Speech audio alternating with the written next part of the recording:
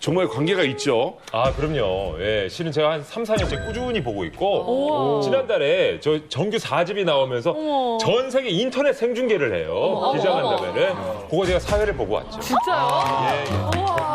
한 번 본 게 아니었어? 아, 그럼 한 4-5번 봤어요. 진짜요? 화장실도 같이 쓰는데 뭐. 그런 얘기까지 안 해도 돼. 그러면 사인 받아다 줄 수 있어요? 사인 네. 1년 또 걸려. 그러니까 앨범 나와야 봐. 아, 앨범 나올 때 연 사진 1회 보는 거야, 연 1회. 아, 근데 구두 계약은 확실히 돼 있으니까 걱정하지 마라. 그 리더 RMC가 저한테 한 번 그런 얘기를 했어요. 형님, 저희 군대 가기 전까지만 좀 사회 좀 부탁드려요. 근데 언제 가시? 구두 계약을 마쳤어요. 근데 금방 안 가시죠? 아직 모르겠어요. 아직 이제 차근차근 가시겠지만. 조금 야 이건 좀 서운하다는 건 없어요? 말 잘해야 돼. 서운하다. BTS한테요? 잘했어, 잘했어. 아유, 없어. 절대 없어. BTS 절대 없어. 그럼 BTS 중에 누가 제일 좋아요? 7 멤버 모두 사랑합니다. 7 멤버 모두 사랑합니다. 누구 하나 빠지면.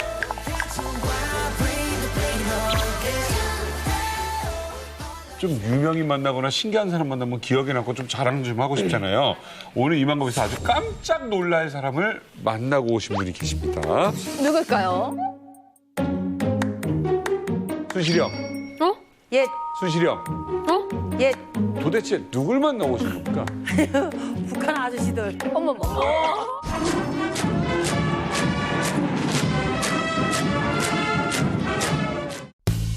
북한 아저씨들도 보고 평양 아가씨들도 보고.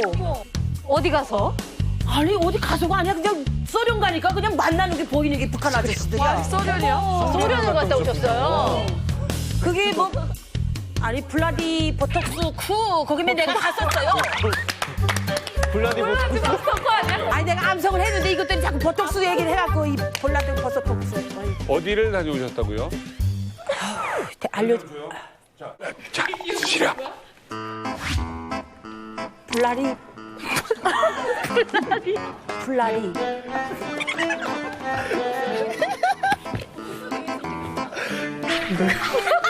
크게 좀 얘기해요. 블라디보스톡. 어디라고요? 블라디보스톡. 그 말하면서도 미심쩍어. 아닌 것 같은 거. 이 얘기를 한번 나눠보도록 할게요.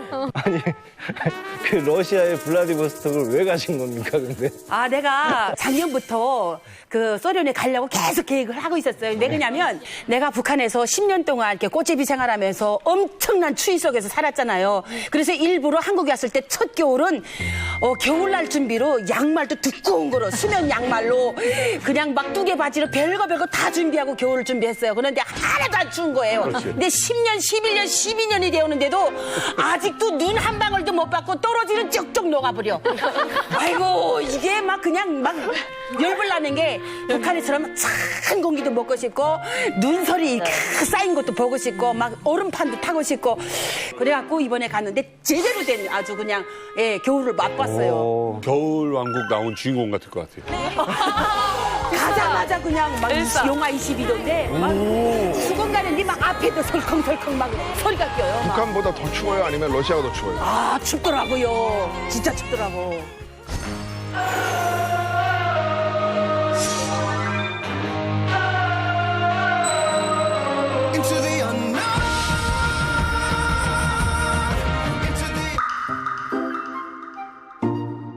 근데 저 다른 사람 아니에요? 어디. 아니 그리고 죄송한데 이 사진이 어떤 의미가 있는지 모르겠는데 누구지? 집 앞에서 찍어도 되는 엄청 추워요. 이렇게 하고 다니신 거예요, 이게 러시아에? 순실형 지금 죄송한데 블라디보스톡 갔다 온 증거 사진인 거죠? 그냥 뒷산 아니에요? 동네? 배경이 안 보여. 배경. 고기 잡는다고 이게 얼음을 까는데요. 이 얼음 파내는데 내 손이 다 들어가도 물이 안 올라와요. 그렇게 추워요. 소방 시설도 다 얼었어요. 어머. 저 길가에 소방 시설에도 얼음이 이렇게 쌓여갖고 소방시설을 보여주세요. 있어 내가 다 작가들 줬잖아요. 알았어. 여러분 여기가 아모르강인데 엄청 추워요. 북한에도 마우라를 이렇게 쓰지 않으면 경상 걸려서 얼굴이 다 얼어요. 제가 지금 이렇게 썼는데도 지금 벌떼기 싫고 막 죽겠어요. 오 이거야 아파? 아파? 자, 우리 언니 신났어요. 오, 요.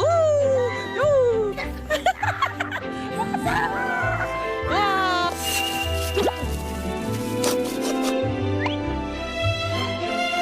깊은데, 엄청나게 깊은데. 이 수심이 몇 미터나? 들어간다요. 오. 잡았어. 지금 잡았어.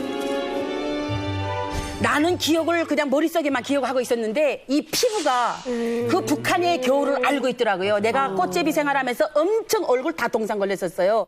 허두희 선생님이 잘해줘서 그런지 얼었어요. 다 동상으로. 그래서 화장하면 시펄시펄해요. 막 이제. 얼마나 바늘로 찌르는 것처럼 따끔따끔하고 막 아리고 막 간지럽고 그런 걸 느꼈어요. 그래서 야, 얘는 기억하고 있구나.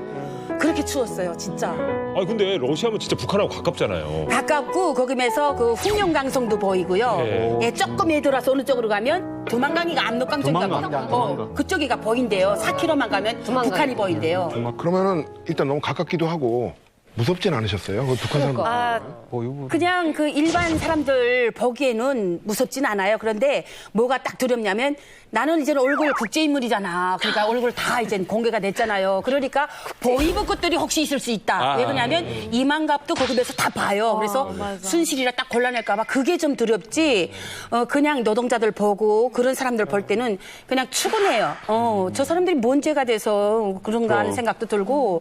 노동자들 다 철수하지 않았어요? 아직도 있어요? 그 중국은 좀 흉내를 내고 있는데 러시아 같은 경우에는 다 내보낼 수가 없어요 지금. 왜냐하면 그 대체 인력이 다시 와야 되는데 대체 인력을 할 데가 없어요. 그리고 러시아의 국영 기업들이 북한 노동자를 써야 엄청난 이윤이 생깁니다 이게.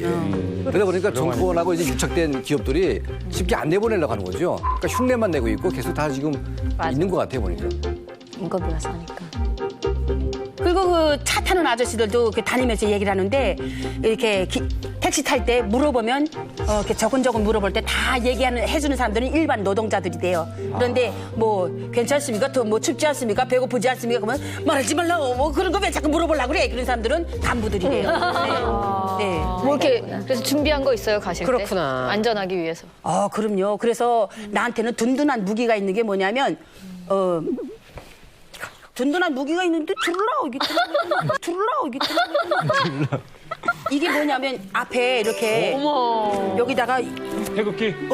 태극기 하고 쓰고 여기다가 코리아 코리아라고 썼고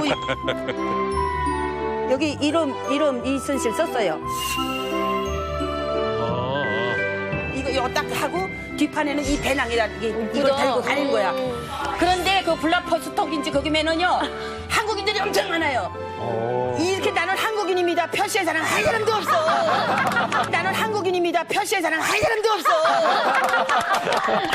나만 이렇게 들어가. 우리 200만 2명 여자 2명인데. 약간 그치 우리가 해외여행 다니면서 이렇게 태극기를 뭉치내진 않으니까. 나는 그냥 우리는 한국 사람입니다.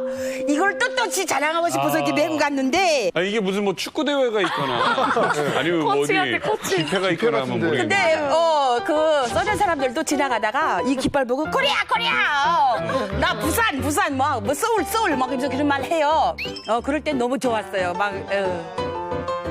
북한 주민들도 그럼 만나셨어요? 러시아 가서? 그럼 이제 처음에 역전에 들어갔을 때 어떤 마음으로 들어갔냐면 그냥 겨울의 맛을 보러 간다 즐거운 마음으로 이렇게 일행하고 딱 들어갔는데 이쪽 구석에 이만큼 사람들이 앉아 있는 거예요. 그러면서 우리가 딱 들어올 때 앞에 태국 마크 있지 배낭들지 막 왔다 갔다 하는 거 다 본 거예요. 그냥 얼음물을 끓여놓은 것처럼 사람들이 쫙 우리를 보는 거예요.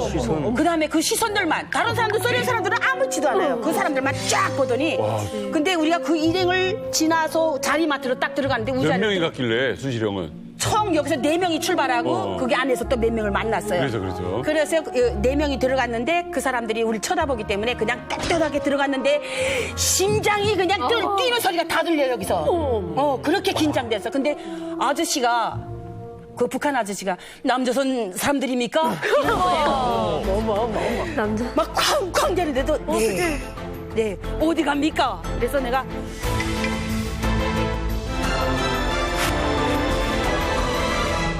그 북한 아저씨가 남조선 사람들입니까? 이런 거예요. 남자. 막 쾅쾅 대는데도 네, 어디 갑니까? 그래서 내가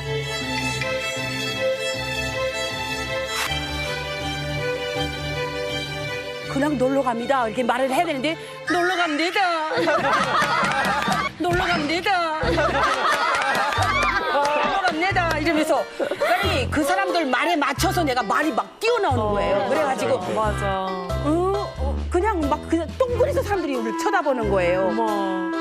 우리가 그 한 번 그 영상에 나왔잖아요. 한국 아가씨가 이렇게 여행 가면서 북한 아저씨들 만나가고 음식도 같이 먹고. 그래서 우리 지나가다가 혹시 만나지 않을까 하는 생각이 드는 거예요. 출발 전에. 북한 사람들을 그래서 양말도 가득 가지고 가고 라면 엄청 가져갔어. 근데 광라면이 아니라 이게 사발면이 아니라 이렇게 봉지거 가득 가져갔어요. 우리 각성이. 근데 한참 보다가 아저씨들 한 무리 자기네들끼리 얘기하고 두 사람이 앉아 있는 데 대해서 이렇게 와서 아저씨 이거 양말 가질래요? 하면서 이렇게 서울말을 했어요. 내가. 그게 서울말이에요? 난 서울말 한다고 생각하고 있거든요. 근데 서울말은 꼭대기만 이렇게 끌어 올려주면 된대. 그래서 내가 양말 가지실래요? 하고 이렇게 올리고 양말 가지실래요? 하고 이렇게 올리고 양말 가지실래요? 이렇게 이 와중에 너무 귀여워. 많은 말을 이렇게 대화는 못했지만 무조건 끝말은 올려라 이렇게 됐기 때문에 아저씨 양말 좀 가질래요? 했더니 달라는 거예요. 말 안 하고 달라는 거예요. 그래서 양말하고 라면을 이 친구 가방에서 다 꺼내갖고 주니까 그 행방배낭에다 겨우 맨 데다 막 쓸어 있는 거예요.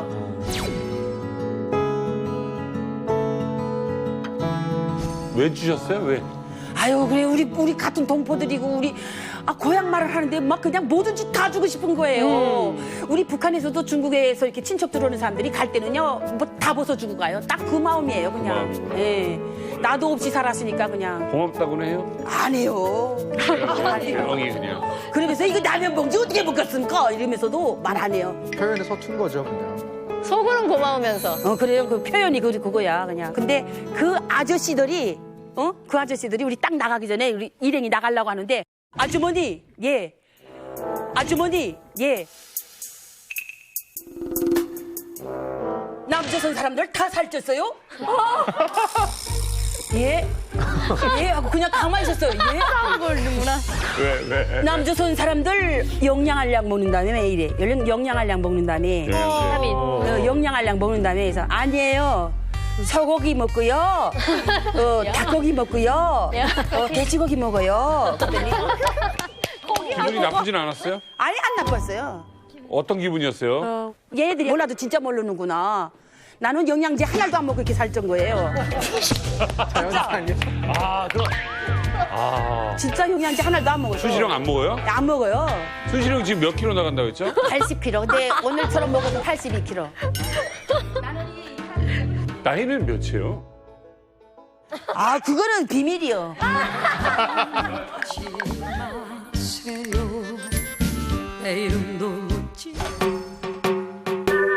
북한 기차 냄새 나네.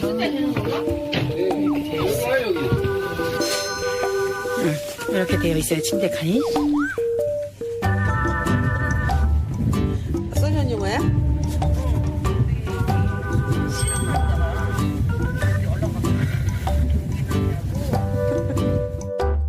순실 언니가 러시아에서 여러 가지 경험을 했지만 북한 또 맛을 재밌다. 보고 왔다고요. 야, 정말 환상의 맛을 봤어요, 나는. 어디서 무슨 맛을 내가 보는 아무리 냉면 갖고 그렇게 주물렀다 놨다 해도요, 그거는 죽었다 깨도 못 따라가.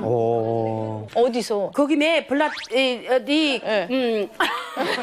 그냥 블라디 보톡스라고 해요. 네, 그게 표현해. 블라디보톡스에는 네. 평양반이 5개예요. 근데 2개만 가봤어요. 블라디 보톡스 안에? 예. 처음에 평양반을 갔어요. 평양반에는 평양 아가씨 3명에다가 러시아 여자들, 처녀 여자들 5명 있어. 평양국수 냉면이 그렇게 맛있어요.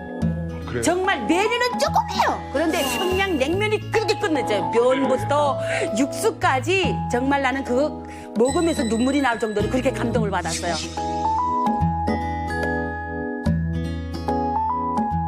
북한 노래는 안 나와요? 아니 그 노래는 둘째치고요. 우리가 얼마나 실수투성인가 봐요. 이렇게 일행이 들어가가지고 착 보니까 공연 무대장인데 거기에 금강산 팔선녀를 딱 그림을 놔둔 거예요.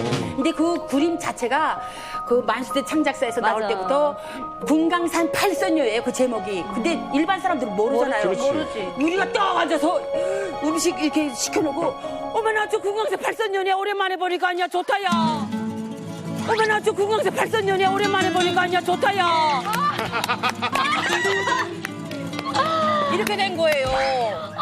그러니까 그 여자가 왔다 갔다 하는 그 여자가 어머나 금강산 팔선녀 어떻게 하십니까?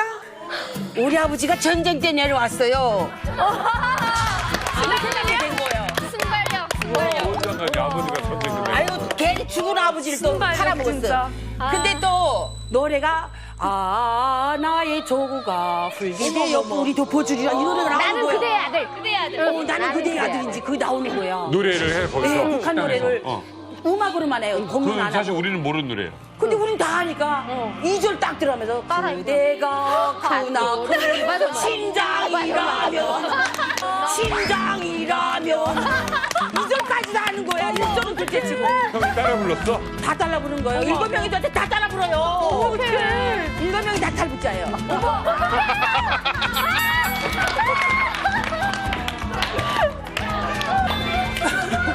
탈북민은 형님 혼자 가셨는 줄 알았어. 그러니까 혼자인 줄 알았어. 이 노래 어떻게 합니까? 그래요. 우리 아버지가 여만에서부터 불렀어. 그러니까 얘네들이 언니 우리가 여만할 때 부른 거지 아버지도 여만할 때.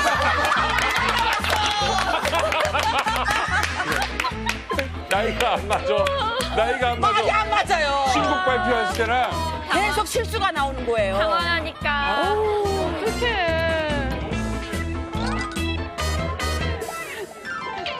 제 생각에는 이미 들키신 것 같은데, 이미 예, 모른 척 한 것 같은데, 그 순실 언니가 북한 종업원에게 그 서울말을 썼던 그 영상. 진짜? 예, 진짜요? 있습니다. 보시죠. 우와. 뭐야. 궁금하다. 어머머머머머. 금강산 식당. 나 금강산 때 유튜브에서 봤었다, 러시아. 맛있겠다. 저거 다 사 먹었어요. 메뉴에 있는 거. 와. 진짜 쟁반이네. 이거 여기 먹는 방법이 있다고 했던데. 네 기다릴게요. 네. 서울말 쓰는군요. 빨리 오세요. 올려야지. 양이 너무 작아. 300g이고 무슨 부람을 채면서 먹냐 우리가. 양이 듬뿍듬뿍 주면 되지. 이거 이제 먹는 방법 가르쳐준대. 그거 뭐예요? 오 식초를 식초 이렇게 넣나? 식초를 면에다 치셔야지 육수 맛도 변하지 않고 더 맛있단 말입니다. 아니구나. 오케이. 괜히 영어로 오케이 욕하지. 알았어요. 아유 고마워요. 그 젓가락은 내 거예요. 그래요? 내 겁니다. 내 거. 냉면. 이거 해냉면이래요. 해냉면을 우리 또 아가씨가 먹는 방법을 가르쳐 주겠습니다. 먼저 계좌를 그리고 언니 잠깐만 우리 아가씨 말만 배워주는 거니까. 잠깐만 우리 아가씨 말만 배워주는 거니까. 배워준대. 가르쳐주는 건데. 북한말 계속 쓰는데 뭘. 어디 서울말 쓴 건지 모르겠어요. 아니 근데 나는 혼자서 계속 서울말에 내 아이들이 계속 한국말 북한말 하니까 막 창피해 죽겠더라니까 언니가 내가. 북한 말이거든. 아니 그러니까 같이 간 일행들은 그 말이 좀 심해요 북한 쪽 예, 말이. 심해요. 어째 그러니까 막 걔나 그러고. 걔나 그랬어. 그러니까 한남도 한복도 여자들이라 막 맞아, 하면서. 고치기 힘들어. 홍주 엄마처럼 말하는구나. 예, 막 말하면서 찌까치 달라 자꾸 그러고 젓가락 보고 찌까치 달라 그러고 안내양 보고 안내양 여기 찌까치 없어요. 찌까치 줘요. 찌까치 자꾸 그러더라니까. 그런 사투리는 지금 제가 안 했으면 좋겠는데. 지금 식당에서 일해보신 분 마음으로서 네, 울컥울컥했어요. 어때요 지금 얘기 약간. 들으니까? 왜 갑자기 울컥하지? 그러니까 북한 식당에서 일을 해봤는데 근데 뭐지? 블라디보스톡. 그 와중에. 그게 생각 안 나서 그런 거 아니잖아요. 아니 얘 이거 몰라서 그래 이름을. 근데 순실은 진짜 대단한 것 같은 게 저는 해외여행도 그래도 가고 하지만 북한 식당은 진짜 못 가겠어요. 그래요? 그러니까 제가 북한 식당 종업원이었었기 때문에 더 못 가는 것도 있고 그러니까 저희가 북한 식당 종업원을 나가기 전에 1년 동안 다 교육 과정을 거칠 때 뭐 중국에 나가는 친구들도 있고 러시아 나가는 친구들도 있고 다 있잖아요. 그 친구들이 진짜 너무 많이 친해져서 같이 놀다가 다 제각기 나가거든요. 제가 그런 식당 들어갔을 때 그런 친구들을 맞다들리게 될까봐 그때 내가 어떻게 대응해야 될지도 모르겠고 그렇지. 그 버이온에 대한 트라우마도 있어가지고 선뜻 못 가게 되겠더라고요.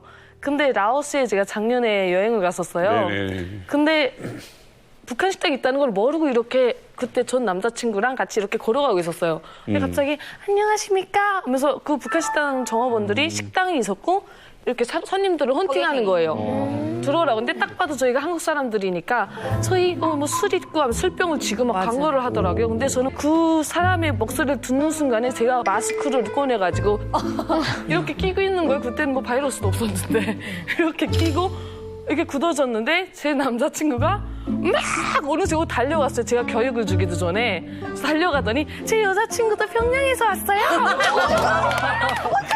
옛날에 북한 식당에서 일하다가 지금 서울에서 와요. 완전 도깨비야. 헤어졌구나. 어머, 저기네. 그래서 내가 남자친구도 깨야겠다. 가서 진짜 종아리 발로 꽉 차놓고 그다음에 진짜 마라톤 선수처럼 달아나 버렸어요. 큰일 날 뻔했다, 야. 그 다음 남자친구들이랑은 라오스는 안 가겠어요? 그 다음 남자친구들은 이렇게 사상 교육을 이미 시키고 데려가겠죠. 저는 갑자기 북한 식당에 나타난 저를 상상이 못했어가지고. 진짜 위험했다. 근데 저 화났던 게 계속 이렇게 뒤따라오면서 왜 화났어? 반갑지 않아? 친구들 봤는데? 진짜 놀라셨다. 내가 그래. 너무 반가워서 너 인사시키고 싶어서 그랬는데 그래. 내가 뭘 잘못했어? 그래서 그냥 진진하다. 조심해야지. 설명을 하기도 전에 내가 야, 이 쓰레기 같은 너 여자친구가 뭐 북송되길 바라냐? 막 이러면서 이틀을 말을 안 했던 생각이 나요. 그나저나 여행 갔다 오셨는데 뭐 기념품 같은 건 어떻게? 제 기념품 거라도. 샀지. 기념품 사고. 사셨어요? 작가님들 갖고 라 그거. 뭐 사오셨어요? 진짜 산 거야? 야, 블라디보스톡에서 무슨 기념품 사오셨어? 오.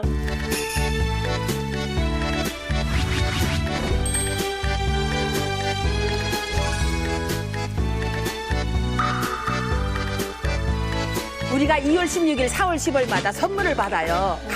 과자를. 근데 북한에서 주는 거? 북한의 과자. 동그란 게 빵 과자 같은 게 내가 어린 시절에 그거 먹어봤던 그 선물 과자가 있더라. 그래서 맛을 봤는데 똑같은 거야. 그래서 그거 사면서 또 할복자들이 이것들이 러시아에서 갔다가 우리 선물 준 거 아니야? 이럴 정도로 그렇게 맛이 똑같아요. 그 특유의 향이 향이 있어. 그 계란 과자 수진이 형이 같아요. 가져온 건데요.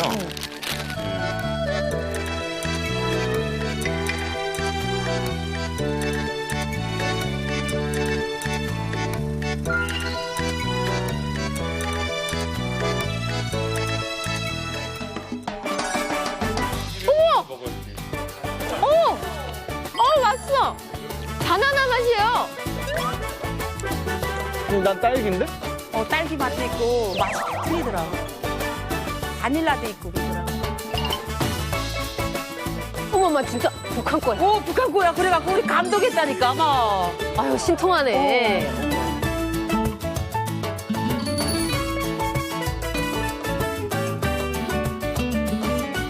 하긴 우리가 흔히 먹는 단맛은 아니다.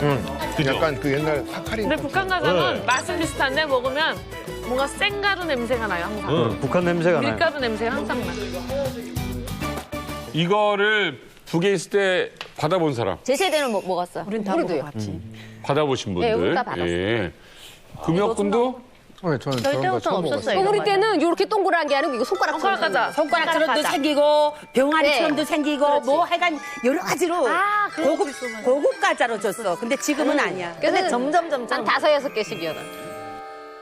순실이 형 어차피 이만갑은 북에 계신 분들 많이 보고 예. 이 영상은 이미 볼 것 같아요. 볼 것 같지. 예, 인사하세요. 그때 그 서빙했던 친구들 이런 분들이 있잖아요. 그거 이름 불러도 돼요? 그럼. 네. 자기 보고 이름 불러도 된다 저기 그랬어요. 빨간 불 보고.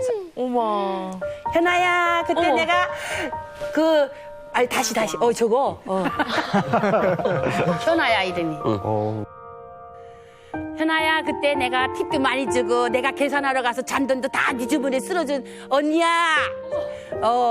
나 여기까지 와서도 솔직히 네 이야기 하면서 지금도 또 보고 싶은데 우리가 뭔 죄냐, 너네가 뭔 죄냐 와서 정말 분위기가 좋았다면 이렇게 갈라져 살지 않았다면 내가 내 손목 들고 나와서 시내 나와서 구경도 하고 싶고 우리 친구들과 사진도 같이 찍고 싶고 북한 노래도 마음껏 부르면서 있었고 싶은 건 사실이었어. 그런데 이런 뭐 감시라든가 이런 것 때문에 많은 말을 못했지만 네가 혹시라도 우리가 탈북민이란 거 알았다고 난 생각해. 그래도 마지막까지 웃으면서 잘 가라고 이렇게 바래주던 모습 기억하면서 우리 통일될 때까지 내가 시간 되면 또 갈게.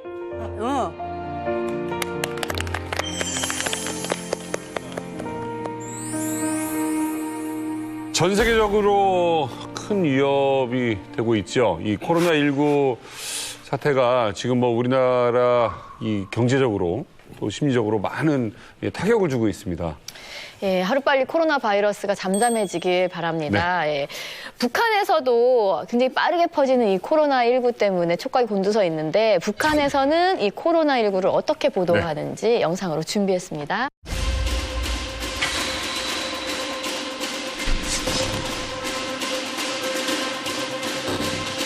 한편 남조선에서 감염자가 급격히 늘어나고 있습니다. 경상북도 용천에서는 태어난 지 45일밖에 안 되는 아이가 감염증 확진 판정을 받았다고 합니다. 하루 확진자 수의 66%가 집단 감염 연관으로 발생한 것으로 보고 있으며 그 전파 경로는 아직 확정하지 못했다고 합니다.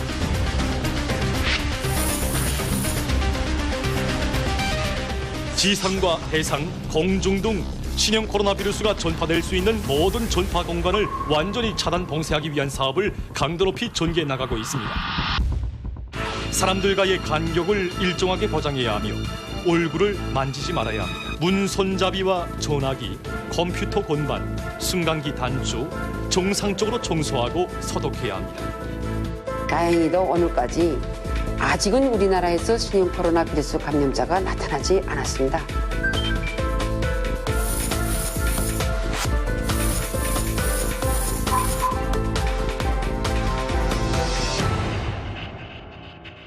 북한이 굉장히 긴장을 하고 있는 상태라는 걸 알 수 있겠네요. 강철원 대표님 어떻게 보십니까? 그러니까 지금 북한은 아무래도 중국과 남한 사이에 이제 끼어든 나라이기 때문에 그 코로나19가 그 이제 영향을 받을 수밖에 없는 상황이지 않습니까? 그러다 보니까 그 자기네도 방역을 열심히 하고 있지만 한국과 중국에 대한 상황을 계속 주시하면서 모니터링을 하고 있는 것 같습니다. 그러면 북한 당국은 코로나19에 대해서 어떻게 대응을 하고 있어요? 그러니까 우리랑 비슷하게 하고 있는 것 같아요. 그러니까 마스크 맞고 확보의 여론을 올리고 있고 그리고 이제 국가 방역 시스템을 이제 최고로 올려놓고 이 시기에는 이제 국가안전보위부보다 위에 있습니다. 방역소가. 그래서 모든 방역원들의 지시에 의해서 움직일 수밖에 없는 그런 상황이 돼 있고 지금은 이제 국경이 봉쇄돼 있고 평양도 이제 봉쇄가 돼 있고 좀 이제 반가운 뉴스긴 하지만 탈북자가 지금 강제 북송을 해야 되는데 지금 중국에 머무르고 있습니다. 아, 이것도 문제구나. 예, 못 들어가고 있어요. 예. 그러니까 지금 북한은 완전히 봉쇄해서 내부적으로 지금 다 격리 치료도 하고 있고 또 이제 뭐 그 자가 격리도 하고 있고 그래서 우리랑 비슷하게 좀 하고 있는 것 같습니다. 밀수 관련돼서도 굉장히 지금 막 경계를 엄청나게 하겠네요. 왔다 갔다 하는 사람들. 그렇죠. 예. 요즘 웬만한 북한 방송 매체를 다 보면은 다 마스크를 끼고 나오고 그리고 방송에서 이제 모든 뭐 단위들에서 회식을 금지할 때에 대해서 그렇게 명령이 떨어졌고 심지어 김정은도 2월 16일 날 자기 아버지 생일날 금수산 기념전 참배를 할 때 원래는 한 100명 정도를 데리고 가거든요. 근데 그때는 한 20명 정도만 굉장히 간편하게 움직이고 그런 방역 사업에 열을 올리고 있는 걸로 알고 있습니다. 그만큼 어쨌든 북한도 이번 코로나19 사태를 좀 심각하게 인지하고 있다는 게 느껴지는데 네. 실은 우리나라도 정말 무서울 정도로 좀 퍼져서 그게 걱정이잖아요. 예. 근데 북한은 공식적으로 지금 확진자가 없다고 얘기를 하고 있습니다. 예. 그러니까 지금 공식적으로는 없다고 얘기를 하지만 저는 아닌 것 같아요. 왜냐하면 중국도 그렇고 약간 안 좋은 건 보도 안 하려고 하고 감추려고 하거든요. 그러니까 북한도 감추려고 하는 의도는 분명히 있는 것 같은데 없다고 얘기를 하고 있어요. 근데 지금 북한은 크게 두 가지 루트로 감염이 될 수가 있는데 하나는 이제 중국과 북한 간의 국경이 천리가 되어 있기 때문에 아무리 막아도 밀수가 될 수밖에 없습니다. 그래서 감염이 될 수밖에 없고 그리고 연말 연초 때 그 중국의 시진핑 주석이 이제 북한의 관광객을 풀어주면서 남방 쪽에서 많이 들어갔습니다. 평양으로. 들어가는데 그 평양 시내 주행 기차가 전부 다 보이부하고 통전부만 다 타게 돼 있어요, 거의. 그 중국인들이 같이 타고 가는데 그러다 보니까 중국인들을 통해서 감염이 됐다면 전부 다 보이부 아니면 통전부고 평양에 있는 간부들이 다 걸리게 돼 있다는 얘기죠. 예, 그러다 보니까 2월 8일 그 건군절, 그러니까 군대 그 군사 퍼레이드를 아주 요란하게 준비를 했는데 이걸 딱 끊었어요. 뭐 안 했어요, 아예. 그리고 아까 우리 구미혁 씨 얘기했다시피 작년에 김정일 그 추모 행사 때에는 그냥 꽉 찼었어요, 그 사람들이. 근데 이번에는 10분의 1도 안 나왔습니다. 공화국에서 민족 최대의 명절인 광명성조를 뜻깊고 성대하게 경축했습니다. 고귀한 혁명 승리를 가슴 뜨겁게 되새기며 위대한 수령님들의 동상에 꽃바구니와 꽃다발, 꽃송이들을 진정하고 겁을 먹었죠. 예, 그러니까 이걸 보면서 분명 뭔가 문제가 있다. 국가 전망까지 거론하면서 열을 올리고 있거든요. 그러니까 이런 걸로 봐서는 분명 문제가 있는데 북한 당국은 아직까지 뭐 감염자가 없다고 지금 주장을 하고 있습니다. 사실 여부는 모르겠지만 한번 뉴스에 나온 게 있어서요. 한번 보시죠. 코로나 예방청 경유된 관료가 몰래 대중 목욕탕 갔다가 총살을 당했다. 뭔가 있긴 있나 보네. 국가방역소에서 그 이제 의심자가 있고 이제 확진자가 있는데 확진자는 무조건 격리 상태가 돼 있죠. 그리고 이제 의심자는 자가격리를 하고 있는데 만약 이제 이거 법을 어기게 되면 3년 이하의 징역을 가게 돼 있어요. 그리고 어떤 경우에는 6개월 재판까지 갈 수가 있습니다.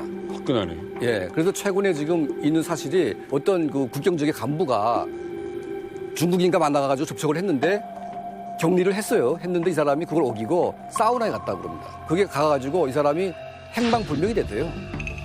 그러니까 지금 김정은이 지금 특별하게 지시를 했고 국가 전망이란까지 말까지 했는데 이런 엄중함을 자각하지 못하고 함부로 움직이게 되면 이거는 정말 큰일 나는 거죠.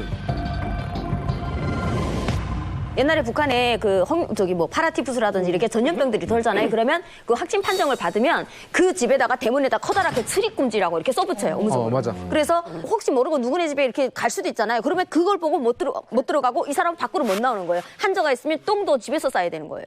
옮긴다고. 그러니까 저는 이제 북한에 있을 때 그 홍역이 유행했었는데 제가 기차 타고 오다가 홍역 환자하고 같이 타고 온 것 같아요. 그러니까 집에 자가격리가 됐는데 저희 집 앞에 빨간 문자로 홍역이라고 딱 맞아 그렇게 써붙여. 출입금지 이렇게. 그러니까 지나가는 친구들이 다 보면서 다 웃는 거예요, 이게. 나오지도 들어가지도 근데 못해. 인민반장이나 이제 그때 뭐 보아하는 보이부까지 와가지고 맞아. 너 움직이면 큰일 나니까 가만히 있으라고 그냥. 맞아. 못 나와. 그래서 일주일 동안 가만히 있었어요, 집에서. 진짜 고통스러워. 저는 선수 때 그 2월 16일 모범 출연하면서 다 같이 훈련하고 있는데 갑자기 선생님이 와가지고 다 열 체크를 하는 거예요. 네. 그리고 다 수영복을 벗기고 몸 검사를 했어요. 뭐 났는지 보는. 네네네. 수영복에 뭘 났는지. 저희 같은 경우는 한 수영장에서 애들이 다 같이 훈련을 하잖아요. 근데 보니까 15명 정도가 홍역인 거예요. 그래서 그다음에 홍역이 뭐야 했는데 이렇게 뭐 빨간 거 꼽히는 홍역이다 싶고 보니까 제 몸에도 뭐가 있는 거예요. 그래서 저도 집에 한 달 동안 아, 격리를 이거 북한은 전염병 생기면 큰일 나는구나. 병원에서 치료하는 것도 아니고 그냥 집에 가서 나오지 말라. 약이 없어요, 진짜. 만약 북한에서 이렇게 전염병이 돈다. 북한 주민들은 어떻게 좀 대처를 하는 편입니까? 제가 있을 때는 A형 간염이라고 엄청 막 유행했던 A형 편이에요. 북한도 그랬어요? 네, A형 간염이라고. 이 A형 간염을 당국에서 그냥 보도하고 학교에서 가르치기로는 그냥 마스크를 쓰고 다니고 사람 많은 곳엔 가지 말고 그다음 자체 위생을 꼭꼭 지키고. 그건 코로나 아니에요? 아 그리고 맞다 진짜 이 예방 주사라고 하나 맞췄거든요. 근데 예방 주사가 진짜 소 한 마리 값이다. 나도 그렇지. A형 간염 예방 주사가. 네, 그다음 한국에서는 대통령, 사장 이런 사람들만 맞는 주사니까 국가에서 무료로 놔주니까 감사하게 자기가 맞으라. 그거 놔두면 또 당의 은덕이라 긁었지. 근데 저희 때는 이제 저희가 있을 때는 사스랑 이런 게 이제 많이 돌았거든요. 근데 저희는 이제 지방이다 보니까 방역소에서 이제 막 쓱다리 물이랑 약초다리물을 타가라고 해요. 그러니까 해충약처럼. 네, 해충약처럼 그 약초다리물이 있는데 그거를 이제 가져가서 먹으면 사스 이런 면역력이 뭐 항체가 생긴다고 이러면서 쑥 끓인 물을 쑥이랑 이제 약초랑 같이 이렇게 해가지고 진짜 그걸 나눠줘요? 네. 근데 그게 진짜 이렇게 병으로 주는 게 아니라 그걸 타려면 병을 가져가야 돼. 맞아. 병을 가져가야 거기다 이제 채워서 주고. 바가지 다 담아서 주지. 지금도 생각나는 게 그때 무슨 병이었는지 모르겠는데 이렇게 주사통 같은 데다가 마늘, 생마늘 다진 거 먹거리 가지고 이렇게 밀고 다녔는데 이게 없으면 학교에서 통과를 안 시켰었어요. 그래서 맨날 아침 저희 아빠가 마늘 다져주면 그거 받아갖고 학교 가고 그랬어요. 드라큘라 때문에 뭐 그런 거 아닐까? 문신이야?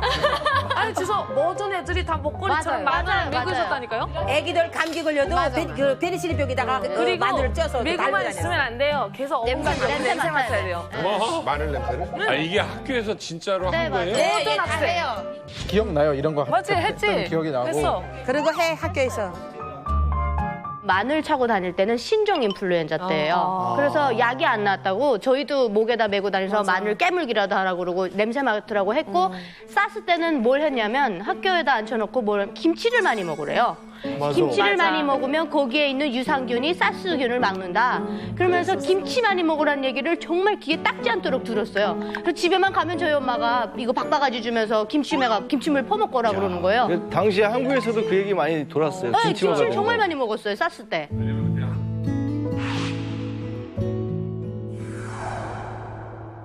예, 오늘 이만갑에 특별한 분이 나오셨습니다. 우리 고운 여성 현주 씨를 바짝 긴장하게 할 분인데요. 2,000명의 기업소 노동자들의 앞에서 그 장군님의 사랑을 열렬히 외쳤던 우리 안경혜 씨를 소개합니다.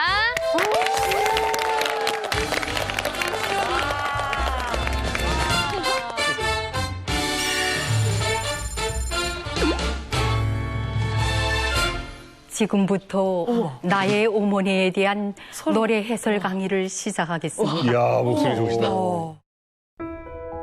싸움 잘하고 욕심이 많았던 훈춘의 서대장이라고 정답게 불러주시며 유능한 군사 지휘관으로 키워주신 우리 서령님과 위대한 수령님께서는 우리나라에서 외국군들을 철거시키고 놈들은 때를 만난 듯이 운양호에 국기와 군함들을 내건 다음 우리 포대를 향해서 포사격을 감행했습니다.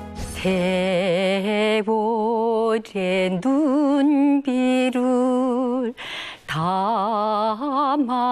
담아주시며 나를 품어 키우신 나의 어머니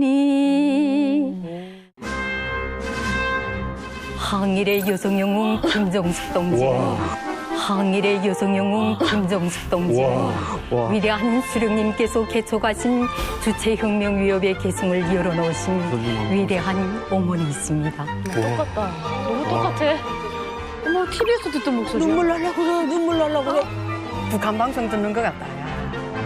노래 나의 어머니는 항일의 여성영웅 김정숙 어머님을 그리며 어머님의 높으신 뜻을 이어갈 숭고한 맹세를 명료히 펼쳐 보인 명작 중에 하나입니다.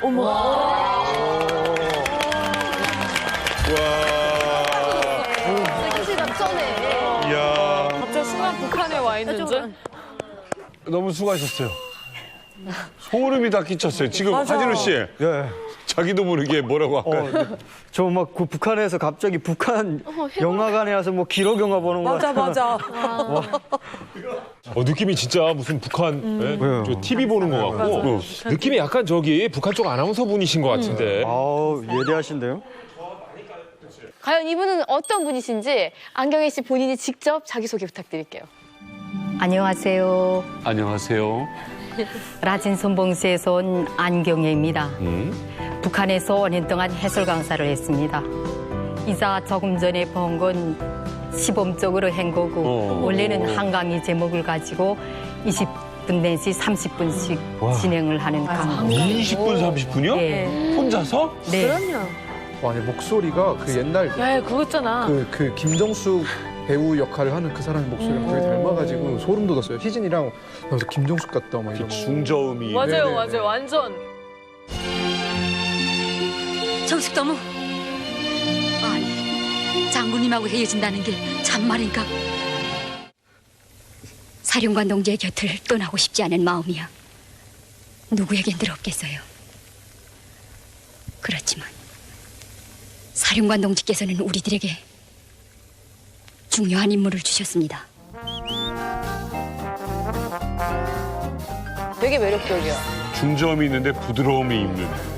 어쩐지 음색이랑 톤이 들으면 들을수록 계속 빨려 들어가더라고요. 부드럽게 있고 뭔가 이렇게 떨림이 있는데 아까 말씀하신 것 중에 김정숙 여사님이 김정숙 어머님. 김정숙 어머님. 네. 이 표현을 할 때 한백이가 깜짝 놀랐던데. 사실 제가 그 고향 김종숙 어머니, 아니 어머님이. 괜찮아, 습관 때문인데. 김종숙 여사가 해룡 저 청진에 있는 데서 좀 가까운 데서 태어났거든요. 그래서 그쪽에도 좀 많이 가봤어요. 김종숙이 태어난 집에도 가보고, 거기 동성도 가보고. 그러면 이런 설명하는 누나들이 있었어요? 근데 엄청 많았어요. 비슷해요, 뭔가? 목소리가 너무 비슷해요. 외모도 너무. 아라 씨도 놀래던데요, 아까 들어보니.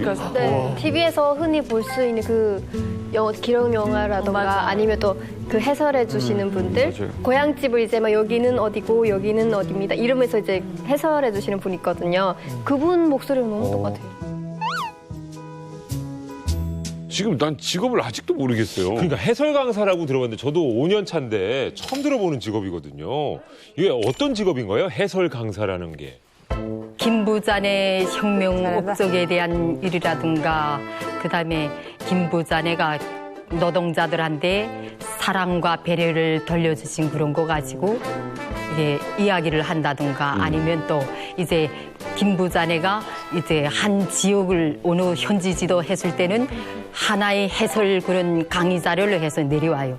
그러면 그거를 암송해가지고 노동자들한테 이야기씩 그런 선전 일꾼이나 같지요, 뭐. 아니 근데 우리는 해설 강사라고 하면은 북한의 그 리춘희 방송 그 아나운서 하시는 분 있잖아요. 그분이 떠오르는데 이 해설 강사랑 아나운서랑 다른 직업입니까? 전혀 달라요.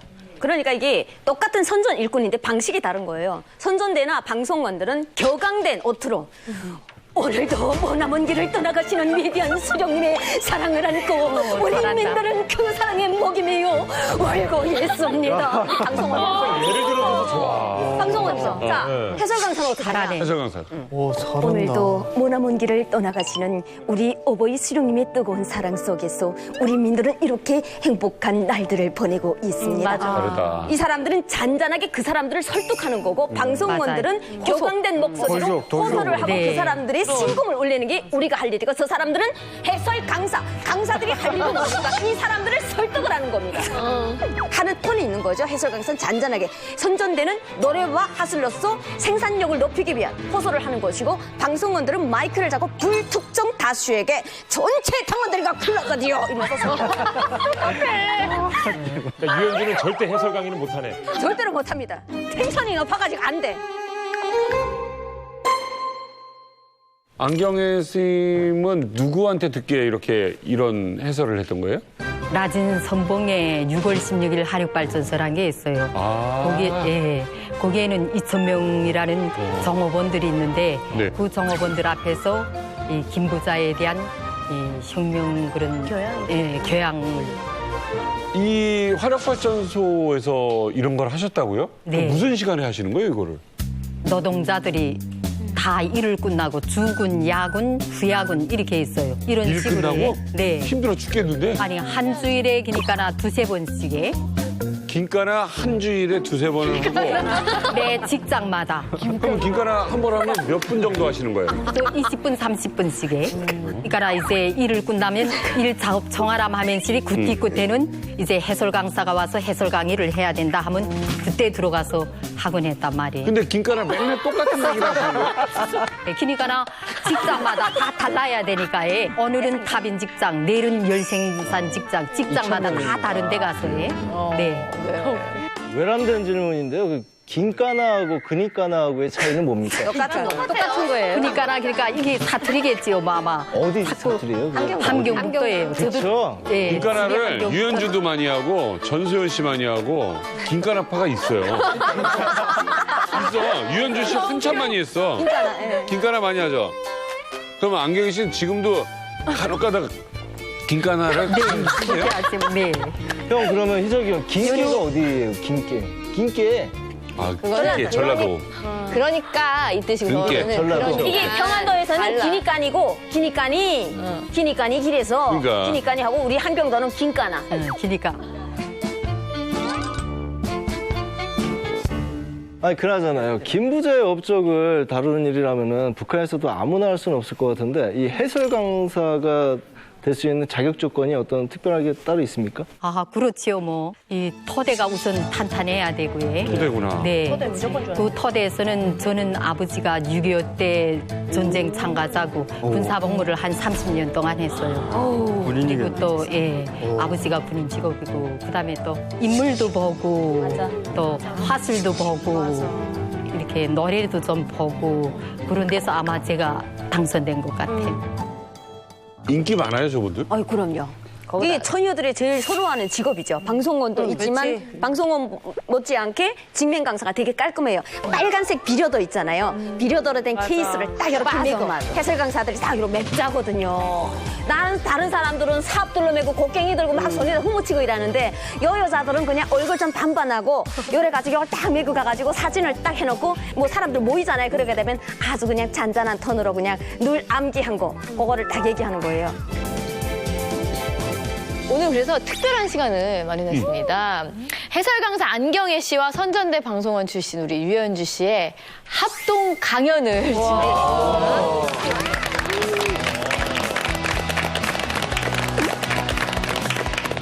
여러분 안녕하십니까? 리만갑의 자랑스러운 선전 일꾼 고분 여성 유현주 해설 강사 안경애입니다. 지금부터 리만갑의 둥지를 튼 새 남조선 홍모들의 혁명 역사에 대한 강연을 시작하겠습니다. 합니다. 먼저 소개해드릴 동지는 영상으로 보겠습니다.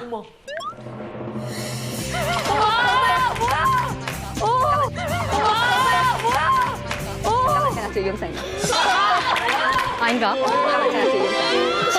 사람이야? 방심해 무슨 것 같아. 저걸 쫓아다니니까 평생. 와. 400회 특집이죠? 야, 치우도 안 주는데 흉하다. 아, 진짜 웃겼어. 이 장면은 남조선의 방송원 출신인 경희한인 김일중 동지가 가장 맹렬히 활약했을 당시입니다. 이만갑의 길이 남을 역사를 기록하며 함께 남긴 말씀이 있습니다. 4년간 고래 행사를 하고 있지만 오늘만큼 혁명적으로 노동한 적은 없었습니다. 다음 영상입니다. 우리가 없는 거는 우리가 없는 거는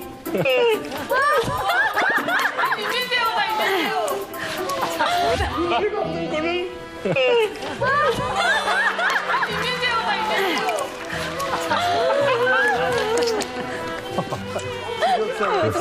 진짜. 본인을 위해서 밥을 좀나 혼자 저렇게? 예. 연기도 아니고? 진짜 이 장면은 이만갑 공은 배우 최민영 동지가 이만갑 출연자들의 아픔과 곤란에 크게 감동하며 눈물을 흘리는 모습입니다. 맞네. 위대한 최민영 동지는 우리들의 기고한 사연을 들을 때마다 출연자에게 이런 질문을 던졌다고 합니다. 우리 이만갑 식구들도 이런 잘한다. 말을 먹어야 돼. 울면서 막. 지금까지 이만갑의 혁명 열사를 설명한 저는 해설 강사 안경애. 고운 여성 유현주였습니다.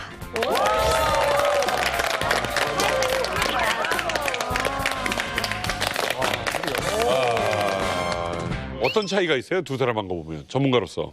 일단 지금 제가 톤을 봤을 때 확실히 이제 유현주 씨는 이제 조금 약간 이제 하이톤. 제가 예능에 이제 나오는 하이톤으로 가고 이제 원래 저도 이제 아나운서로 가면 안녕하십니까 시청자 여러분 반갑습니다. 오, 멋있다. 그렇게 낮다고? 아나운서 김일중입니다. 와, 그렇게 낮다. 좋다. 저는 원래 이렇게 저음으로 가거든요. 근데 예능을 하려면 이제 톤을 띄워야 되니까. 그러니까 예능과 이제 교양의 차이다. 네네, 이렇게 맞아요. 보시면 될 것 같아요. 교양이에요. 예. 그러네. 네. 약간 선동과 감동 차이인 것 같아요. 뭔가 이렇게 속 있고 맞아요, 맞아요. 쏘는 게 있고. 선동과 감동. 장군님. 자, 이번에 소개해드릴 분들도요, 이 모녀가 정말 말도 못할 위기의 순간을 넘기고 대한민국에 오신 분들입니다. 최민용 씨가 소개해 주시죠. 한국의 드라마죠. 스카이 캐슬 속 교육열을 올리는 엄마가 있다면 북한에는요. 딸의 교육을 위해 전 재산을 팔아 목숨을 바쳐 탈북한 엄마가 있습니다. 똑똑한 딸에게 더 나은 미래를 선물하고자 탈북을 하셨답니다. 고용실 김지연 모녀를 소개하겠습니다. 나와주세요. 네. 안녕하세요. 안녕하세요. 딸과 함께 탈북한 엄마 고용실이라고 합니다. 안녕하세요. 17살 딸 김지훈입니다. 너무 예쁘다. 귀여워. 저기 대한민국에 온 지 얼마 됐어요, 지연이야? 저 6개월 전에. 진짜? 진짜. 한국에 온 지 6개월 됐어요? 네. 아이고야. 완전 새내기네. 북한에 어디 사셨어요? 함경남도 단천시에서 살았어요. 단천은 어딘지 잘 모르겠네요. 함경북도 김책시 옆에요. 김책 옆에. 지연이는 지금 여기 온 기분이 어때요? 지금 여기 이렇게 온 기분이? 너무 신기해요. 지연 양은 지금 이렇게 서울은 여기저기 많이 가봤어요? 서울보다도 다른 곳 어디? 많이 가봤어요. 뭐 제주도도. 어땠어요, 제주도 가보니까? 아 너무 좋고 막 그냥 행복한 것 같아요. 제주도? 근데 정말 대단하신 게 딸의 교육을 위해 탈북을 결심하셨다고. 딸이 어릴 적에 공부를 참 잘했어요. 그래서 어릴 적부터요, 한 3살, 4살 때부터 수재란 소리 들었고, 너무나 똑똑하고 야무지어서 6살 때 학교에 입학했어요. 원래 북한에서는 8살부터 입학하거든요. 6살에 입학해가지고 저 또래 2년이나 3년의 언니들하고 공부했는데 거기서도 공부를 제일 잘했거든요. 6살 딸이가. 근데 중학교에 올라가서 한 학년이 400명이었는데 거기서 한 3번째는 들어갔어요. 머리가 좋네. 근데 지연아, 엄마가 이렇게 막 우리 딸 막 수제라고 공부하고 막 이런 거 하면 좀 부담스럽지 않았어요? 네. 솔직하다. 좀 부담스럽지? 네. 저는 원래 그렇게 생각 안 하는데 막 자랑하고 다니고 하니까. 근데 난 너무 이쁘다, 지금. 너무 예뻐요. 귀여워. 네. 죽겠어, 아주. 북한에서도 꽤 이쁘다는 말 많이 듣고.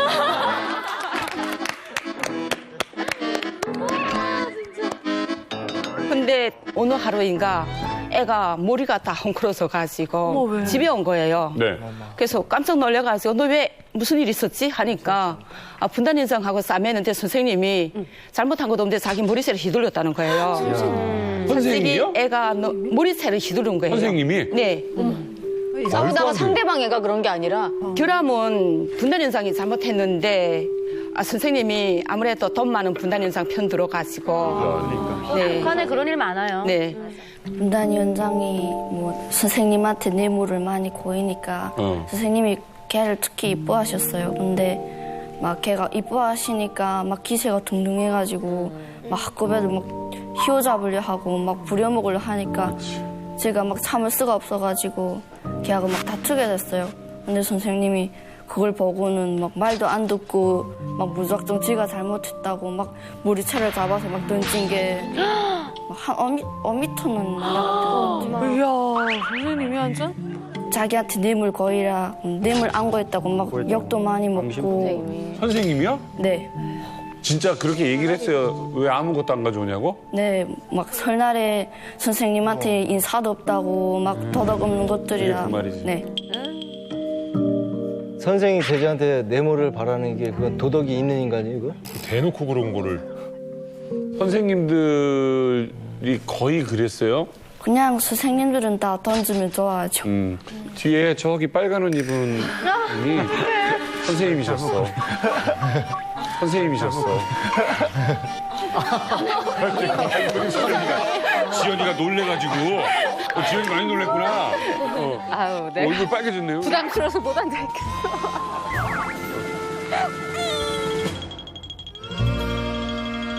지연이가 말한 학급반장 분단위원장은 학급장 분단위원장 부모는 담임 선생님을 먹여 살려야 돼요. 맞아요. 예. 그래서 학부모 위원장이 분단위원장 엄마예요. 분단위원장의 엄마가 학부모 회의를 하면서 자 이번 달에 선생님 가정에다 들여보내야 될 쌀이 25kg니까 각자 몇 킬로씩 내. 쌀이 없으면 돈을 내서 걷어서 쌀을 한 달치 먹을 거 갖다 주고. 기름 내는 학부형, 뗄나무 내는 학부형. 다 조직 사업을 해요. 네. 그 부담해서 힘들지. 근데 학생들이요 어린 나이에 뭐부터 배우냐면요. 아 저 집은 돈 있는 집 애들이니까 쟤는 덜 때리는구나. 이걸 알아요. 알지. 이걸 알아요. 그러니까 나는 돈이 있었으면 좋겠다. 선생님한테 내 물건 내가 덜 맞겠는데 이걸 느껴요. 그래서 제가 너무 격분해 가지고 한 사나흘 있다가 교장선생님 찾아갔어요. 찾아가서 학급을 옮겨놓고 집에서 곰곰이 생각해 보니까 솔직히 남편도 하늘나라 너무나 일찍이 갔고 또 제가 애를 뒷받침해줄 능력도 좀 부족한 데다가 더대도 저희 집은 북한에서 보면 좀 나쁜 측에 들어가요. 왜? 아버지가 제일 기국 국민이셨고 한국에 더 친척이 있으니까 그것이 북한에서는 더대가 나쁜 데에 들어가는 거예요. 그래서 제가 밤새 생각해 보니까 애가 아무리 공부 잘해도 북한에서는 이런 일이 있지 수다하게 있을 것이고 그날이 딸이 모습을 보니까 저희 어릴 적 생각이 났어요. 제가 학교 때도 저도 공부를 잘했는데 중학교 졸업할 때 함흥 우학대하고 사실은 지망했거든요. 맞아. 그런데 아버지가 제일 기국 국민이다 나니까 저희 집은 토대가 나쁘지 않아요. 그래서 대학을 가야 돼 가는데 아버지는 기국했지만 노동자였고 그러다 나니까 간부집 자녀들에게 밀린 거예요, 제가. 그래서 거기서 엄청 스트레스 받아가지고 대학을 안 가겠다 했어요. 근데 엄마가 사정사정 저를 이해시켜서 사실은 제가 가고 싶지 않은 대학에 간 거예요. 그래서 지연이를 그날 보니까 또 제가 어릴 적에 상처받은 것처럼 상처받았을 것 같고 저와 같은 삶을 살게 하고 싶지 않았어요. 멋지시다. 그래서 애하고 한 달이고 두 달이고 생각하다 탈북하자. 한국에 가야만이 내가 마음껏 공부하고 가고 싶은 대학도 가고 할 일도 할 것이다. 이렇게 결심하게 된 거예요. 대단하다. 정말 어려운 일을 겪으면서 탈북했다는 이 모녀의 여정을 한번 살펴보도록 하겠습니다. 실전 8기 북한 내 현지 브로커를 구하라. 탈북하시려면은 제일 먼저 구하는 게 이제 브로커잖아요. 북한 안에서. 근데 저기 7.8기라면은 브로커를 굉장히 좀 만나기 힘드셨나 봐요. 네, 진짜 엄청 힘들었어요. 결심은 탈북하겠다고 결심 내리기까지는 했지만 브로커를 얻는다는 게 정말 힘들었어요. 더구나 저희 집은 국경연선도 아니고 한경남 도시잖아요. 뭐 너무 멀어요, 김책 쪽은. 네, 너무나 어려워가지고 정말 여러 번에 걸쳐가지고 어렵게 한국에 오게 되었는데 그 여정이 참 힘들고 어려웠어요. 브로커를 잡기 위해서 노력을 많이 하셨겠네요? 네, 첫 번째 브로커는 언니를 통해서 소개받았어요. 친언니? 네, 친언니가 먼저 탈북했거든요. 언니가 저희들하고 어떻게 연계가 있었냐면요. 일본을 통해서 편지가 온 거예요. 어머나. 대박. 어떡해. 일본에 친척이가 계셨거든요. 네, 사촌 언니가 있었어요. 그렇지, 이제 뭐 제일 교포 집안이니까. 네. 근데 그 편지가 저희 손에 왔는데 보입에서 다 뜯어가지고 개봉한 상태에서 온 거예요. 검사를 다 해가지고. 다 뜯어서 붙이지도 않고 물론 북한에서 보이부가 편지를 보는 거 저희들 다 알아요. 그렇지만 아무리 인권이 없다 해도 저한테 편지가 온 게 다 뜯어가지고 온 거예요. 근데 약간 내용은 안 들키게 돌려서 써놓은 그렇죠. 언니가 여기 실정, 북한 실정 너무나 잘 알기 때문에 일본에는 사촌 언니처럼 흉내를 내가지고 편지를 쓴 거예요. 근데 제가 글씨를 보면 알거든요. 네. 그러다 나니까 언니가 브로커를 알아가지고 저희 집에 소개한 거예요, 저에게. 그래서 그분이 이름이 이게 맞냐 하더니만 생년을 올 일이 언젠가 물어보더라고요. 그래서 제가 생년월일 대고 딸이 이름과 딸이 생년월일도 되니까 저기 언니인데서 문안인사 왔더라고 이렇게만 전화하더라고요. 그래서 제가 언니라구나 그렇게 된 거예요. 탈북 브로커에 대한 얘기 많이 들었는데 우리 이분 계시잖아요. 금수저 탈북 브로커 전문가 진우 씨. 북한에서 탈북을 하려면 어떤 루트를 보통은 이제처럼 언니분처럼 이제 한국에 있는 가족이 연락을 통해서 저희 이제 한국 브로커랑 중국 브로커 통해서 저희 현지 브로커한테 이제 연락이 옵니다. 그럼 이제처럼 저희가 이제 주소랑 이런 간단한 그걸 받거든요. 그 외에 이제 뭐 애칭이라든지 그리고 가족들만에 있었던 뭐 그런 사연 같은 걸 얘기를 해줍니다. 맞아. 예, 그럼 저희가 가서 이제 이러이러한 일이 있었냐 확인을 한 다음에 이제 그다음부터 당사자만 아는 스토리. 그래 안전하니까. 첫 번째 이제 언니가 소개한 브로커를 그래 만나러 해상 갔는데 딸애가 너무 어리다고 안 된다는 거예요. 네. 위험하다. 너 위험하다. 딸애가 보사 키면 자기네를 다 푼다. 그러면서 내년에 보사 이러더라고요. 보통 가족은 2명 이상부터는 북한의 총살이거든요. 인신매매법에 의해 가지고 이렇게 탈북이라고 하지만 그게 이제 우리는 브로커 입장에서 파는 거예요, 그 사람. 그렇기 때문에 북한법에서는 인신매매법엔 2명부터 총살이거든요. 아니 그거하고 탈북이 여자 혼자 건너가면 생계형으로 내가 밀어버리면 돼요. 근데 가족이 같이 가면 이건 나라라도 대만하고 가는 거지. 그리고 이건 중국이 아닌 무조건 남한 기도로 보기 때문에 정치적으로 걸리는 거예요. 못 나와요.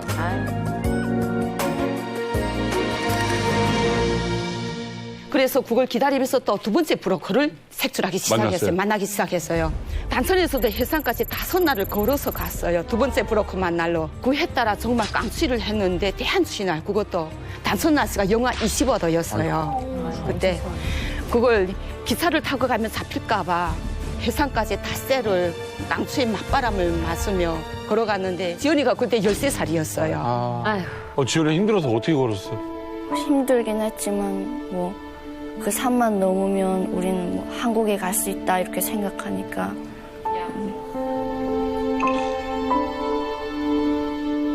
근데 이 두 번째 브로커가 저에게는 수송을 다 줬는데 아편 중독자인 거예요.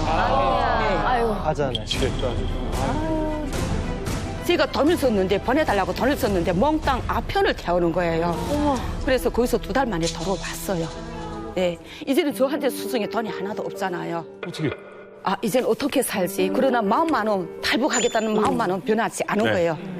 그런데 저에게 세 번째 브로커가 이번에 다가왔어요. 돈도 없는데. 네, 그래가지고 너가 집만 팔아라. 집만 팔면 그 돈만 남한테 주면 즉시 내가 넘겨주겠다. 그런데 제가 첫째, 둘째 다 당했지만 거기에 마음 푹 넣고 집돈을 다 준 거예요. 네, 집돈하고 가산을 다 줬어요, 제가. 탈탈 털었네, 진짜. 설마 그게 그래서 설마 또 이게 지금 그런데 그것이 역시 사기당한 거예요. 집을 팔았는데? 네, 집돈이고 가산이고 다 사기당했어요, 그 브로커에게. 왜 이렇게 사기꾼이 많은 거야? 근데 이제 보통 보게 되면 돈을 요구하면 브로커는 100% 사기라고 맞아요. 봅니다. 네. 왜요? 이제처럼 브로커라는 특정적 직업 때문에 사기를 많이 치는 경우가 많은데 브로커 하면서 원칙적인 게 있는 게 우리는 두만각을 넣으면서 그때 이제 돈이 오가거든요. 보통은 다 후불제라고 보시면 돼요. 후불제? 네. 제 마음이 너무나 급해가지고 어시 북한을 탈출해야 되겠다. 이 생각만 어시 머릿속에 꽉 차지고 상황을 어떻게 살펴볼 판단력이 다 없어진 거예요.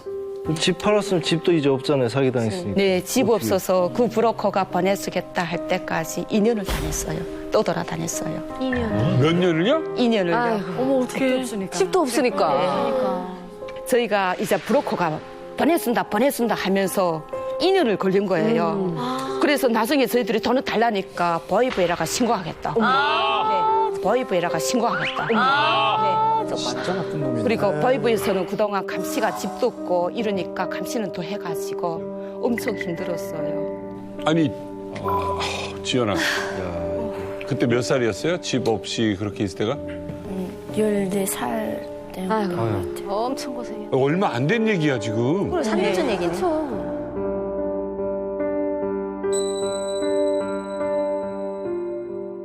집까지 다 날리셨어요. 2년 동안 떠돌고. 심지어 그 브로커는 괜히 본인이 지금 보이부에 고발한다고 그러고. 네. 이런. 그러다 나니까 단철에 돈을 있을 수가 없게 돼서 집도 없잖아요. 네, 그래. 그래서 친척 집을 해서 친구 집을 하다가 그냥 단천을 떠나서 별반 거래가 없었던 조카 집인 함흥에 가게 됐어요. 함흥. 함흥은 함경남도 소재지예요. 네. 함흥에 가 있는데 딸하고 둘이 다 나니까 그것도 엄청 힘든 거예요. 둘씩이나 가 있는 게. 눈치 보이지.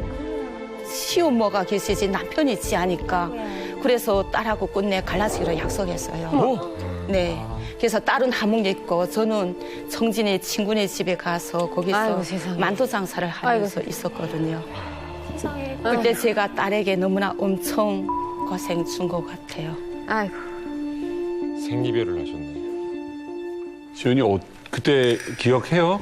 얹혀 살면 좀 눈치가 보이니까 언니가 저한테 소개시켜줘가지고 이런 북한은 먼지가 많으니까 이런 가전제품에 커버를 씌우거든요. 그 커버에 이렇게 자수를 놨어요. 근데 오전 9시에 갔다가 막 오후 5시까지 일하고 또 집에 가져와서 또 하는데 그걸 하자면 밤새까지 해야 되니까 전지를 켜는데 또 전지를 쓴다고 또 막 그 집 식구들이 막 저를 혼내고 진짜 너무 힘들어가지고 막 남몰래 이불 밑에서 막 입 막고 울었어요. 일을 했다고요? 네. 그 얼마나 벌어요? 하면 그냥 하루 종일 해야 옥수수 500g. 옥수수 500g이면 저녁에 식구들이 국수를 이렇게 5명에서 한 줌씩 먹어요. 면을. 지훈 배고파서 어떻게 했어요? 배고파도 남의 집에서 얹혀 사는 거니까 할 수 없죠. 또 그때 언니랑 시어머니가 함께 살았어요. 근데 그 시어머니가 또 자기네 집에서 얹혀 산다고 막 괴롭히고 하루 종일 쌍욕하고 막 온갖 잡일 다 시키고 막 설거지 하루 막 밥도 시키고 하니까 너무 힘들어가지고 근데 저 모르게 먹어도 좀 괜찮겠는데 저를 앞에다 놓고 지들끼리 먹고 잔인해. 그건 아니다. 얼마나 배고팠길래. 아이고. 너무 잔인하다 진짜. 아유, 참 이게 지난 얘기고 가슴 아픈 얘기긴 한데 어머님은 혹시 상황 아셨어요? 아까 그 얹혀 살 때 그 네, 눈치밥 제가 먹고. 정진에 있으면서 딸이 생각하면 정말 가슴 아픈 거예요. 딸하고 전화 연결도 할 수 없었어요. 왜냐하면 딸이 전화만 하면 엄마 왜 아직 탈북 못해? 아직 우리가 갈 때가 안 되냐고 자꾸 묻는데 제가 거기에 대답할 수가 없는 거예요. 제가 그래서 내가 어떻게나 돈을 벌어서 브로커비를 마련하리라 이렇게 생각했지만 실제 북한에서 먹고 살기도 힘든데 브로커비를 마련한다고는 정말 당치 않은 소리예요. 그래서 애야 지연아 너도 이젠 단순히 들어라. 딸을 이제는 조카 집에 더 둘 수 없잖아요. 그런데 육선 앞에서 제가 마중 나갔는데 애가 엄청 말랐더라고요. 원래 이렇게 포동포동 했는데 애가 이렇게 말란 거예요. 몇 달 동안? 2달 동안에.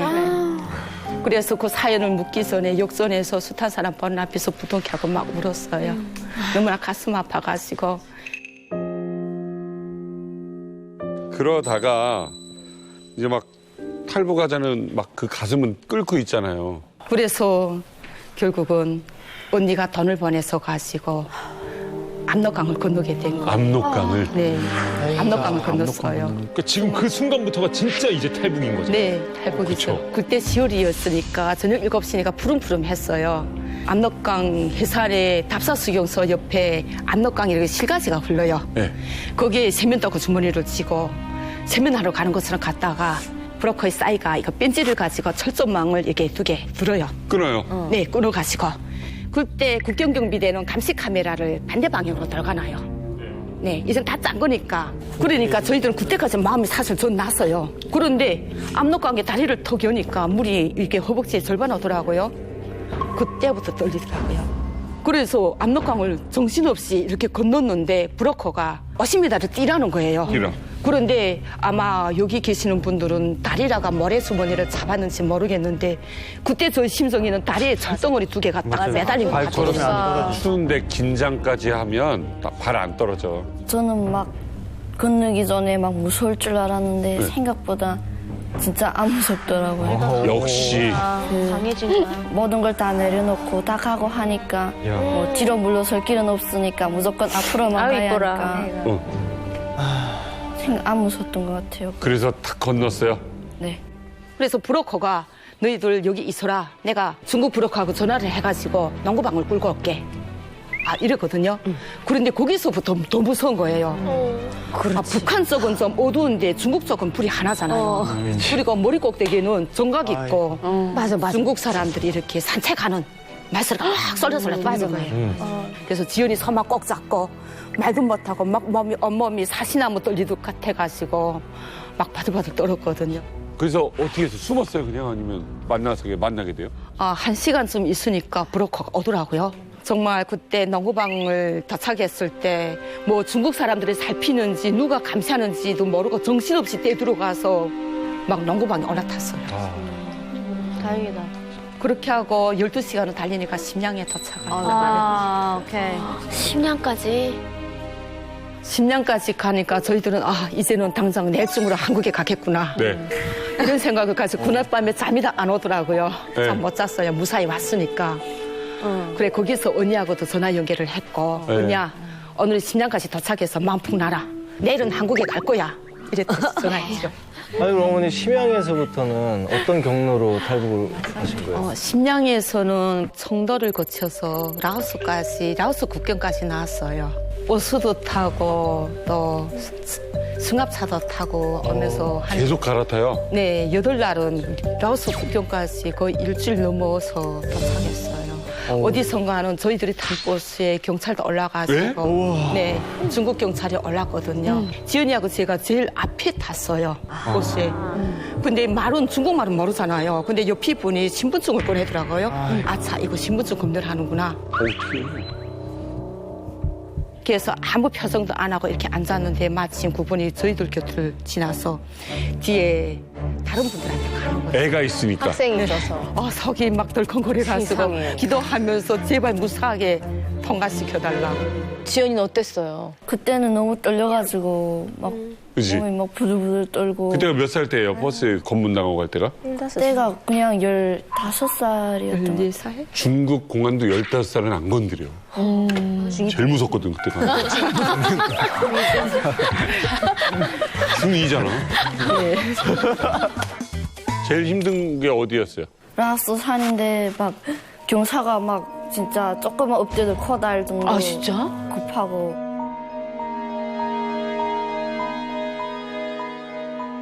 또 전날에 비가 왔대가지고 막 질척질척 미끌고. 근데 또 들킨다고 전지도 먹히게 했어요. 게다가 또 음식이 맞지 않는다고 또 저희들한테 막 6kg 내지 한 10kg만한 물이랑 음식이랑 지어줬는데 그걸 들고 그 가파라서 얼어자니 너무. 지연이도 메고? 네.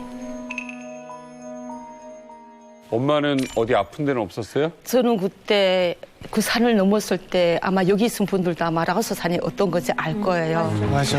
단천이라는 건 갖다나 버리어서 산을 잘 모르는 저희들이 그 산을 넘자니까 평시 조금 좀 북한에서도 좀 아팠지만 그때 엄청 고생해가서 혈압이 쩍쩍 올라가가지고.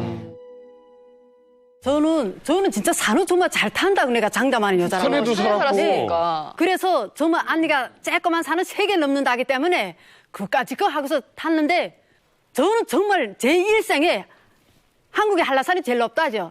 전 거기 뛰어가다시피 그 정상까지 올라갔습니다. 그런데 한라산 아무것도 아닙니다. 그 라오산은 길도 없고 맨 참대 숲이 밤나무 산에서 일단 내리는데 경사박이는 그래도 힘들게 숨차 올라오겠는데 내리막은 썰매 탄 것 같습니다. 다 느껴.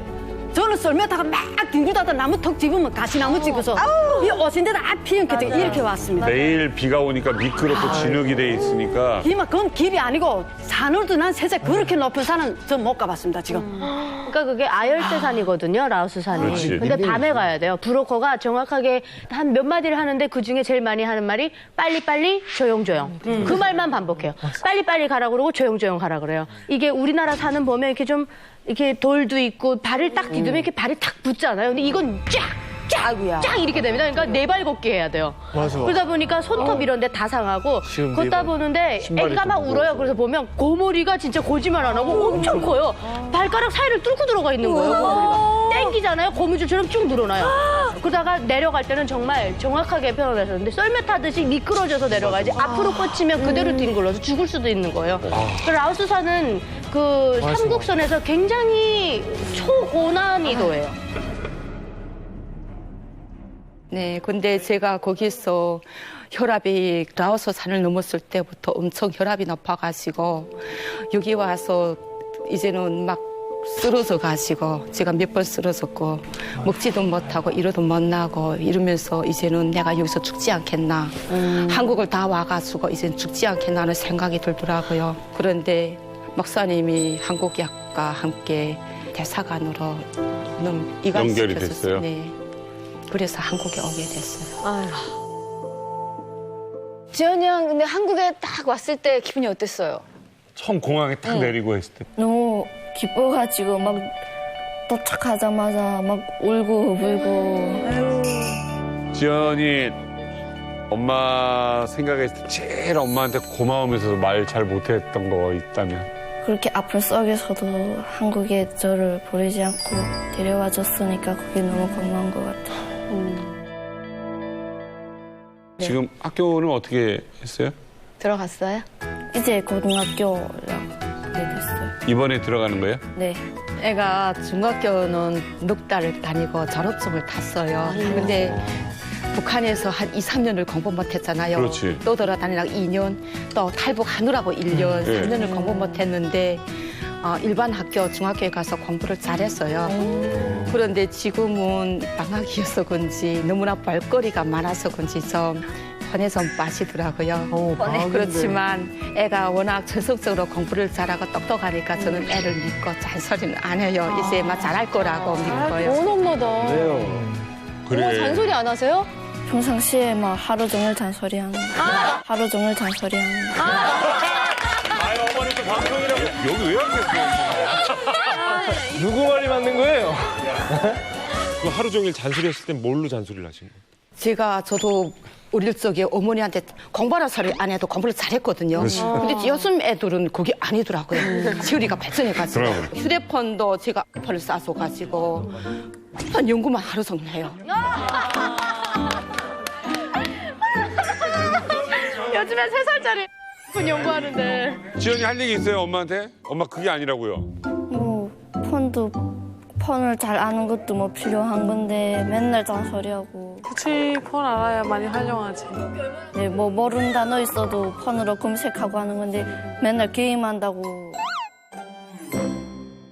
남선 노래 75곡을 저는 본탱이를 참여하나 처발되었습니다. 그걸 딱 찍고 나갔을 때 저희는 굉장히 놀랐습니다. 들켰으면 그 사람도 굉장히 초연이 됐겠죠, 아마. 나만 노래, 나만 드라마 여기 다 빠져 있으니까 애들을 다 불러가지고 애들을 한데 이제 지금 이게 협박을 하는 거죠.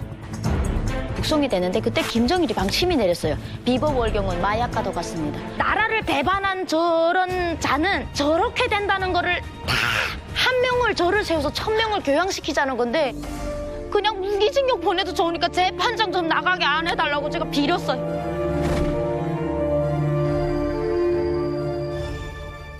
채널 A